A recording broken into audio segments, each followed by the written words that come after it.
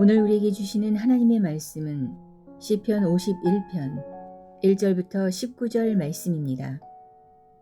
하나님이여, 주의 인자를 따라 내게 은혜를 베푸시며 주의 많은 긍휼을 따라 내 죄악을 지워 주소서. 나의 죄악을 말같게 씻으시며 나의 죄를 깨끗이 제하소서. 물은 나는 내 죄가를 아오니 내 죄가 항상 내 앞에 있나이다. 내가 주께만 범죄하여 주의 목전에 악을 행하였사오니 주께서 말씀하실 때에 의로우시다 하고 주께서 심판하실 때에 순전하시다 하리이다. 내가 죄악 중에서 출생하였으며 어머니가 죄 중에서 나를 잉태하였나이다. 보소서, 주께서는 중심이 진실함을 원하시오니 내게 지혜를 은밀히 가르치시리이다. 우슬초로 나를 정결하게 하소서. 내가 정하리이다. 나의 죄를 씻어 주소서. 내가 눈보다 해리이다. 내게 즐겁고 기쁜 소리를 들려주시사 주께서 꺾으신 뼈들도 즐거워하게 하소서.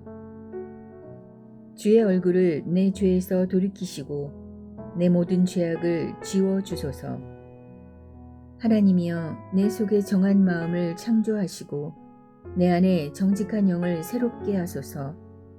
나를 주 앞에서 쫓아내지 마시며 주의 성령을 내게서 거두지 마소서.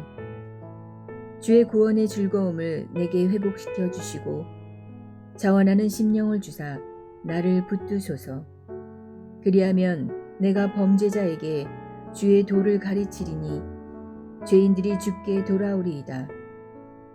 하나님이여, 나의 구원의 하나님이여, 피 흘리신 죄에서 나를 건지소서. 내 혀가 주의 의를 높이 노래하리이다.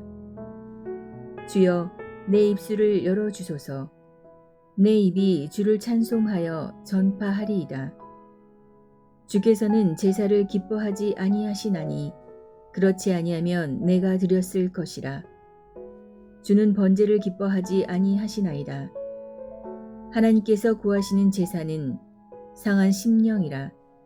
하나님이여, 상하고 통회하는 마음을 주께서 멸시하지 아니하시리이다. 주의 은택으로 시온의 선을 행하시고 예루살렘 성을 쌓으소서. 그때에 주께서 의로운 제사와 번제와 온전한 번제를 기뻐하시리니 그때에 그들이 수소를 주의 제단에 드리리이다.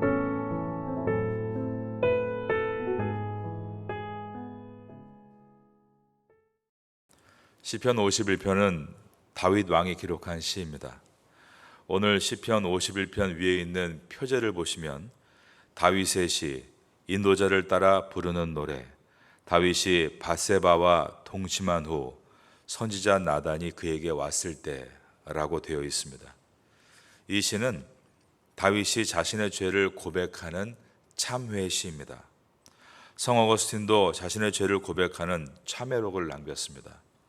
요나서는 요나 자신의 부족함과 허물을 고백한 참회록이다라고 말할 수 있습니다.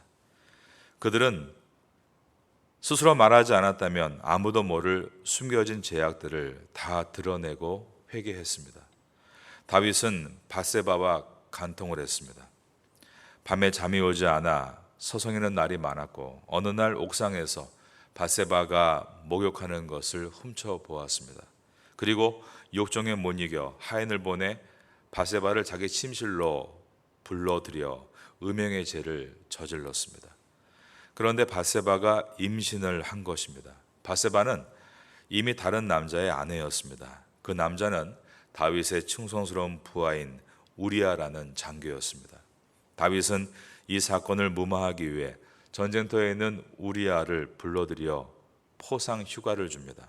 그러나 우리아는 아내와 동침하는 대신에 다윗성을 지키는 수비대와 함께 잠을 잘 정도로 왕에 대한 충성심이 뛰어난 사람이었습니다. 우리아가 아내 밧세바와 함께 잠자리를 하지 않았으니 만일 밧세바의 임신 사실이 밝혀진다면 자기의 치부가 드러날 수 있는 위기였습니다.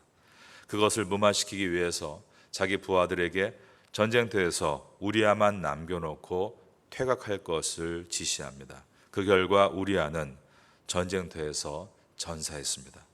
이것은 분명 다윗이 저지른 악행, 살인교사죄에 해당합니다. 다윗은 이처럼 자신의 치부인 간통죄를 숨기기 위해서 살인교사죄까지 저지른 것입니다. 그는 자기의 숨겨진 죄악을 자기와 밧세바와 최측근 부하들 외에는 아무도 모를 것이다 라고 생각했습니다. 그러나 이 모든 것을 하나도 빠짐없이 보고 계신 분이 있었는데 바로 하나님이셨습니다. 하나님은 다윗 시대에 세운 나단 선지자에게 이렇게 명령하십니다. 가서 다윗의 숨겨진 죄악들을 모두 드러내라.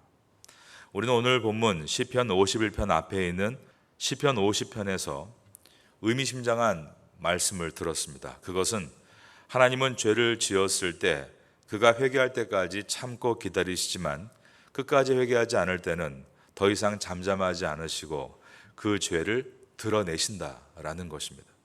시편 50편 21절을 읽어드립니다. 내가 이 일을 행하여도 내가 잠잠하였더니 내가 나를 너와 같은 줄로 생각하였도다.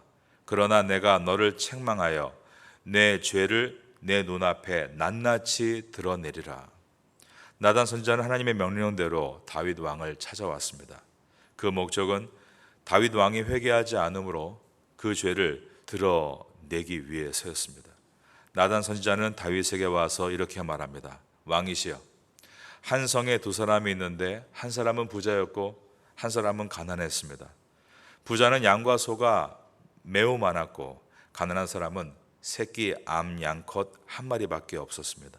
주인은 하나밖에 없는 새끼 양 암컷 한 마리와 밥도 같이 먹고 잠도 같이 자며 딸처럼 키웠습니다. 그러다 어느 날 한 손님이 그 성의 부자를 방문했는데 그 부자는 자기 양과 소를 아까워하며 가난한 사람의 새끼 양을 빼앗아다가 손님을 위해 잡았습니다. 이 말을 듣고 다윗이 크게 분노하면서 나단 선지자에게 말합니다. 여호와의 사심을 가리켜 맹세하노니 이 일을 행한 사람은 마땅히 죽을지니라. 그리고 양 새끼를 4배로 갚아주어야 할 것이다. 그때 나단 선지자가 말을 합니다. 그 부자가 바로 당신입니다. 다윗은 이전에 죄를 은폐하기 위해서 우리아를 전쟁터에서 죽게 했던 것처럼 이 나단 선지자를 없앨 수 있었습니다. 그러나 다윗은 선지자의 말을 하나님의 음성으로 들었고 옷을 찢고 바닥에 엎드려 회개했습니다. 자신의 죄악을 나단 선지자 한 사람 앞에서만이 아니라 온 백성이 알고 그것을 계속 노래로 기억할 수 있도록 시를 지어 남겨놓은 것입니다. 그것이 바로 오늘 시편 51편입니다. 오늘 본문의 첫 절인 시편 51편 1절을 보겠습니다. 하나님이여 주의 인자를 따라 내게 은혜를 베푸시며 주의 많은 국류를 따라 내 죄악을 지워 주소서. 다윗은 우리아의 아내인 밧세바라는 여인과 간통죄를 저지르고 우리아를 죽음으로 몰아넣은 살인교사 죄만을 회개하는 것이 아니었습니다. 그는 인간으로서 가지고 있는 죄의 근원인 원죄로부터 시작해서 알면서 짓는 자범죄와 늘 같은 죄를 반복하는 고범죄 등 모든 죄악을 회개했습니다. 2절입니다. 나의 죄악을 말갛게 씻으시며 나의 죄를 깨끗이 제하소서. 그는 자신이 죄인인 것을 철저하게 고백한 것입니다. 3절입니다. 물은 나는 내 죄가를 나오니 내 죄가 항상 내 앞에 있나이다. 4절에서 다윗은 내가 주께만 범죄하여 주의 목전에 악을 행하였사오니 라고 했는데 이 뜻은 하나님께만 범죄하고 사람에게는 범죄하지 않았다는 뻔뻔한 기도가 아니라 자신은 하나님 앞에서 악하고 악한 죄인일 뿐이라는 고백입니다. 그는 자신은 태어날 때부터 죄인이었다라고 고백합니다. 내가 죄악 중에서 출생하였으며 어머니가 죄 중에서 나를 잉태하였나이다. 인간은 태어나면서부터 죄인입니다. 만일 인간이 태어날 때는 아무 죄가 없는 무균질로 태어났는데 세상의 환경에 의해서 몸에 죄가 묻어 죄인이 되었다 주장한다면 선민 사상을 주장했던 유대인들과 다를 바가 없습니다. 유대인들은 자신들은 하나님의 거룩한 백성, 선택받은 민족이기 때문에 태어나면서부터 구원의 백성이 된다라고 생각했습니다. 즉, 자신들은 유대인의 혈통으로 태어났기 때문에 구원을 받는 것이고, 이방인들은 유대인의 혈통으로 태어나지 않았기 때문에 구원을 받지 못한다라고 생각했습니다. 그러나 유대인도 이방인도 태어나면서부터 죄인입니다. 그러므로 유대인도 이방인도 죄를 회개하고 예수 그리스도를 믿어야만 죄사함을 받고 구원을 얻는 것이지, 유대인의 혈통이라는 그 혈통으로 구원받는 것이 아닌 것입니다. 다윗은 자기가 유대인이라는 선민 사상을 가지고 무릎 꿇고 기도하는 것이 아니라 자기는 태어나면서부터 죄인이라는 바른 고백으로 엎드려 회개했습니다. 그는 진정으로 회개할 수 있는 지혜를 달라고 구했습니다. 6절입니다. 보소서, 주께서는 중심이 진실함을 원하시오니 내게 지혜를 은밀히 가르치시리이다. 여러분, 진정으로 회개할 수 있는 것이 지혜입니다. 진정으로 회개하는 것이 또한 은혜인 것입니다. 진정으로 회개할 때 죄의 노예에서 벗어날 수 있고 참된 자유를 얻게 되는 것입니다. 다윗은 중심을 모아 간절히 고백하며 기도할 때 정말 회개의 지혜를 얻게 됩니다. 그 내용이 7절입니다. 7절에 우슬초라는 단어가 등장하는 것입니다. 이것은 이스라엘 백성들이 출애굽을 할 때 하나님께서 범죄한 애굽을 10가지의 재앙으로 심판하시게 되는데, 마지막 재앙이 죽음의 신이 각 집에 임하는 재앙이었습니다. 그때 어린 양의 피를 우슬초로 찍어서 문설주에 바르면 죄의 진노가 넘어간다라고 말씀하셨습니다. 출애굽기 12장 22절과 23절에 들어있는 말씀입니다. 우슬초 묶음을 가져다가 그릇에 담은 피에 적셔서 그 피를 문 임방과 좌우 설주에 뿌리고 아침까지 한 사람도 자기 집 문 밖에 나가지 말라. 여호와께서 애굽 사람들에게 재앙을 내리려고 지나가실 때에 문 임방과 좌우 문설주에 피를 보시면 여호와께서 그 문을 넘으시고 멸하는 자에게 너희 집에 들어가서 너희를 치지 못하게 하실 것임이니라. 다윗은 하나님 앞에 자신의 죄를 진심으로 고백하며 회개 기도할 때 하나님으로부터 죄사함의 은총에 대한 지혜를 얻은 것입니다. 여러분, 사람이 죄를 짓고 나서 입으로 회개합니다 고백하면서 아무런 감흥도 없고 아무런 변화도 없는 것은 죄사함에 대한 지혜가 없으므로 그것이 얼마나 큰 은혜인지를 알지 못하기 때문입니다. 우리가 먼저 착각하지 말아야 될 것이 있습니다. 그것은 내가 내 입으로 회개합니다, 회개하면 용서받았다라는 생각입니다. 내가 회개했으니까 나는 용서받은 것이다. 이것은 주체가 나라고 생각하는 것입니다. 죄의 용서는 나의 회개 이후에 하나님이 용서해 주셨는가, 그분의 승인 여부에 달려 있습니다. 죄의 용서는 오직 하나님의 주권 안에 있는 것입니다. 그러므로 회개를 어떤 죄사함의 도구나 필요 충분 조건으로 여겨서는 안 됩니다.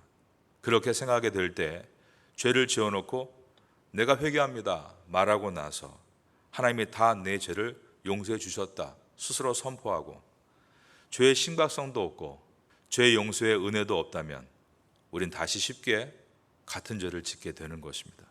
다윗은 자신은 철저한 죄인이며 죄의 용서는 오직 하나님의 주권 속에 있음을 고백하고 있습니다. 그러므로 하나님께서 자신의 죄를 사해 주신다면 그 죄의 용서함은 자신에게 가장 큰 기쁨이 될 것이라고 고백합니다. 8절입니다. 내게 즐겁고 기쁜 소리를 들려주시사 주께서 꺾으신 뼈들도 즐거워하게 하소서. 그리고 하나님께서 자신을 새롭게 창조하셔서 더 이상 흔들림 없이 정결하게 살아가기를 간구했습니다. 10절입니다. 하나님이여 내 속에 정한 마음을 창조하시고 내 안에 정직한 영을 새롭게 하소서. 다윗은 이번 사건을 통해 하나님과의 교제가 깨지고 성령께서 떠나시면 자기의 속인에 오른 대로 죄악의 삶을 살아갈 수밖에 없다는 것을 처절하게 깨달았습니다. 그러므로 그는 이러한 절망을 두 번 다시 느끼고 싶지 않았기 때문에 성령께서 충만히 거하사 자신을 온전한 길로 인도하시기를 구한 것입니다. 11절입니다. 나를 주 앞에서 쫓아내지 마시며 주의 성령을 내게서 거두지 마소서. 그리고 늘 성령님께서 내조하시는 삶을 구했습니다. 12절입니다. 주의 구원의 즐거움을 내게 회복시켜 주시고 자원하는 심령을 주사 나를 붙드소서. 여러분, 우리가 회개 이후에 정결한 삶을 살지 못하는 이유는 우리의 심령이 성령으로 충만하지 못할 때입니다. 그러므로 항상 성령의 충만함을 구해야 하는 것입니다. 이제 다윗은 세 가지를 서원합니다. 첫 번째로 자기의 허물을 다른 후손들에게 가르치겠다는 것입니다. 13절입니다. 그리하면 내가 범죄자에게 주의 도를 가르치리니 죄인들이 주께 돌아오리이다. 부끄러운 자신의 허물과 죄악을 후손들에게 고백함으로 그들이 나 같은 전처를 밟지 않도록 하겠다는 결심이었습니다. 이 결심이 있었기에 시편 51편은 탄생할 수 있었고, 오늘 이 새벽에 이 말씀을 읽으며 우리의 삶을 다짐할 수 있게 되는 것입니다. 두 번째로 죄인을 구원하시는 하나님의 의를 찬양하겠습니다. 14절과 15절입니다. 하나님이여, 나의 구원의 하나님이여, 피 흘린 죄에서 나를 건지소서. 내 혀가 주의 의를 높이 노래하리이다. 여러분도 날마다 주님의 그 구원의 은총을 노래할 수 있는 성도가 될 수 있기를 예수님의 이름으로 축원합니다. 15절에도 주여 내 입술을 열어주소서. 내 입이 주를 찬송하여 전파하리다. 실제로 다윗은 이 밧세바 사건 이후에 다시 회복이 되었고 하나님을 찬양했습니다. 밧세바 사건 이후에 다윗의 찬양이 또한 시편에 기록되어 있는 것입니다. 세 번째, 주님이 기뻐하시는 예배를 회복하겠습니다 라고 했습니다. 16절부터 19절입니다. 주께서는 제사를 기뻐하지 아니하시나니 그렇지 아니하면 내가 드렸을 것이라. 주는 번제를 기뻐하지 아니하시나이다. 하나님께서 구하는 제사는 상한 심령이라. 하나님이여, 상하고 통해하는 마음을 주께서 멸하지 아니하시리이다. 주의 은택으로 시온의 선을 행하시고 예루살렘 성을 쌓으소서. 그때에 주께서 의로운 제사와 번제와 온전한 번제를 기뻐하시리니 그때에 그들이 숫소를 주의 제단에 드리리이다. 여기서 예루살렘 성을 쌓아달라는 기도는 무너진 공동체를 회복해달라는 기도입니다. 다윗은 자신이 지은 죄로 인해서 언약 공동체에 미쳤던 악영향을 생각하고 있는 것입니다. 그래서 용서의 은혜가 개인에게 한정되는 것이 아니라 우리 언약 공동체 이스라엘 백성 전체의 회복의 은혜로 임하게 해달라고 기도하고 있습니다. 그리고 통회하고 자복하는 심령으로 하나님께 예배함으로 더 깊은 은혜의 자리로 나가기를 소망한 것입니다. 이처럼 죄사함의 은총을 받은 우리도 은혜에 감격해서 더욱 충성함으로 은혜의 지경을 다윗과 같이 넓혀 나가야 됩니다. 다윗은 부끄러움과 두려움에 사로잡힌 사람이었습니다. 그 결과 자기의 치부를 숨기기 위해서 많은 죄를 저질렀습니다. 그러나 죄를 회개함으로 하나님께 용서의 은혜를 입었고 그 결과 오늘 이 시편의 마지막 부분과 같이 두려움과 비교할 수 없는 구원의 기쁨을 얻을 수 있었던 것입니다. 회개하는데 주저하지 말고 진정한 회개를 시작하고 그 회개 또한 내 지혜로 할 수 있는 것이 아님을 고백하며 참된 회개를 할 수 있는 지혜를 구할 때 성령께서 여러분 심령 가운데 통회하는 영을 부어주사 우리는 우리의 모든 죄를 회개하고 다시 일어날 수 있는 것입니다. 일어났지만 또 엎드러지는 이유는 성령의 충만함을 구하지 않기 때문입니다. 성령의 충만함이란 단어가 아닙니다. 삶에서 주님과 함께 성결한 삶을 이어가는 것이 성령의 충만인 줄로 믿습니다. 그럴 때 우리 안에 기쁨은 회복이 되고 어둠은 떠나고 시간이 지나면 지날수록 완벽할 수 없지만 점점 은혜의 수레바퀴를 돌릴 수 있는 것입니다. 우리가 온전하게 서면 우리의 공동체가 회복될 수 있습니다. 다윗이 부정한 죄를 있는 그대로 고백해서 남긴 시편 51편의 이 참회시는 이 말씀을 통해 우리가 다윗을 미워하는 것이 아니라 이 말씀을 통해 우리 자신을 돌아보게 되는 것은 우리도 다윗과 다를 바가 없는 연약한 인간임을 알기 때문입니다. 하나님 앞에 온전하게 우리의 심령을 들을 수 있는 이 아침 뵐 수 있기를 예수님의 이름으로 축원합니다.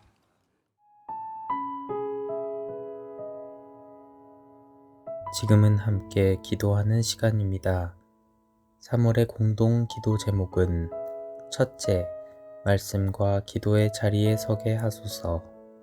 둘째, 사랑과 섬김의 자리에 서게 하소서. 셋째, 고난주간 말씀 사경회를 잘 준비하게 하소서. 넷째, 부활주일 세례 예식을 잘 준비하게 하소서. 말씀을 붙잡고 기도하는 귀한 시간 되시기를 소망합니다.